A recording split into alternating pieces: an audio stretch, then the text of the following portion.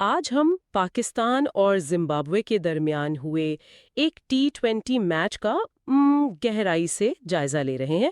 بظاہر تو یہ ایک جیت تھی، لیکن اس کے پیچھے کہانی کچھ اور ہی لگتی ہے۔ جی بالکل، میچ تو پاکستان نے جیت لیا، مگر ایسے کہ جیسے گرتے پڑتے منزل تک پہنچے ہوں۔ صحیح۔ اور آج کی بات چیت کا مقصد صرف سکور کارڈ دیکھنا نہیں، بلکہ اس جیت میں چھپی خامیوں اور کچھ مثبت پہلوؤں کو بھی سمجھنا ہے۔ خاص طور پر یہ دیکھنا کہ ایک کمزور ٹیم کے خلاف ایسی جدوجہد بڑی ٹیموں کے خلاف مستقبل کے لیے کیا اشارے دیتی ہے۔ بالکل۔ چلیں اس کا تفصیلی جائزہ لیتے ہیں۔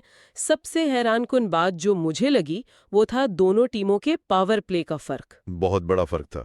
زمبابوے نے بغیر کسی نقصان کے 59 رنز بنائے۔ یہ پاکستان کے خلاف ان کی تاریخ کا سب سے بڑا پاور پلے سکور ہے۔ جی، اور یہیں سے پاکستان کی بیٹنگ لائن اپ کی کمزوریاں واضح ہو گئیں۔ خاص طور پر اوپنرز کی۔ ہاں، صاحبزادہ فرحان کو دیکھیں، ان سوئنگ گیند کھیلنے میں مشکلات کا شکار نظر آئے۔ اور سائم ایوب۔ سائم ایوب باہر جاتی گیند پر۔ یہ جو تکنیکی خامیاں ہیں نا، یہ اب بین الاقوامی سطح پر سب کو معلوم ہو چکی ہیں۔ اچھا، تو مطلب حریف ٹیموں کو اب آسانی ہوتی ہے ان کے خلاف منصوبہ بندی کرنے میں؟ بالکل، انہیں پتہ ہوتا ہے کہ کہاں گیند کرنی ہے۔ اور بابر اعظم کا کیا معاملہ ہے؟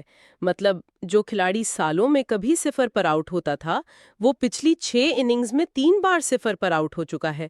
یہ تو بہت عجیب بات ہے۔ اور اس پر ایک بہت اہم سوال اٹھتا ہے۔ ایسا لگتا ہے کہ اسٹرائک ریٹ پر جو تنقید ہو رہی ہے نا، اس کا دباؤ لے رہے ہیں وہ۔ جی، اس دباؤ میں آ کر انہوں نے شاید اپنی تکنیک کو بھی متاثر کر لیا ہے۔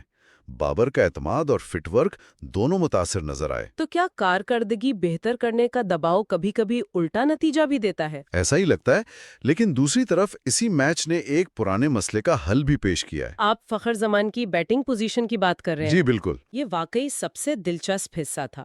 کافی عرصے سے کہا جا رہا تھا کہ فخر زمان بطور اوپنر کامیاب نہیں ہو رہے، انہیں مڈل آرڈر میں موقع ملنا چاہیے۔ اور اس میچ نے یہ بات ثابت کر دی۔ انہوں نے 5ویں نمبر پر آ کر 44 رنز کی ایک میچ جتوانے والی اننگز کھیلی۔ اور اس سے یہ بات واضح ہوتی ہے کہ کھلاڑی کو اس کی صحیح پوزیشن پر کھلانا کتنا ضروری ہے۔ صحیح۔ فخر کو جب سیٹ ہونے کا وقت ملتا ہے تو وہ سپنرز اور فاسٹ بولرز دونوں کے خلاف خطرناک ثابت ہوتے ہیں۔ ان کے ساتھ عثمان خان اور محمد نواز نے بھی ذمہ دارانہ بیٹنگ کر کے ڈوبتی ہوئی کشتی کو سہارا دیا۔ جی، مڈل آرڈر نے ذمہ داری دکھائی۔ تو اس سب کا کیا مطلب نکلتا ہے؟ ایک طرف بولرز نے زمبابوے کو ایک بڑے سکور سے روکا، جو کہ ایک اچھی بات ہے، اور دوسری طرف مڈل آرڈر نے شکست کے منہ سے فتح چھین لی۔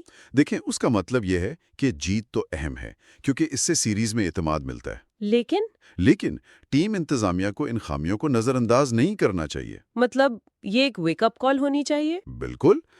اگر زمبابوے جیسی ٹیم کے خلاف 148 رنز کا ہدف حاصل کرنا اتنا مشکل ہو سکتا ہے، تو پھر بڑی ٹیموں اور ورلڈ کپ جیسے ایونٹس میں کیا حکمت عملی ہوگی؟ بلا شبہ یہ جیت بہت سے سوالات چھوڑ گئی ہے۔ فتح کا جشن ضروری ہے، لیکن اس کے ساتھ ساتھ اپنی کمزوریوں کا جائزہ لینا اس سے بھی زیادہ اہم ہے۔ بالکل۔ اور سوچنے کی بات یہ ہے کہ کیا یہ جیت مستقبل کی کامیابی کی کوئی ضمانت ہے، یا یہ صرف ان گہری خامیوں پر ایک پردہ ڈال رہی ہے جن پر فوری توجہ کی ضرورت ہے؟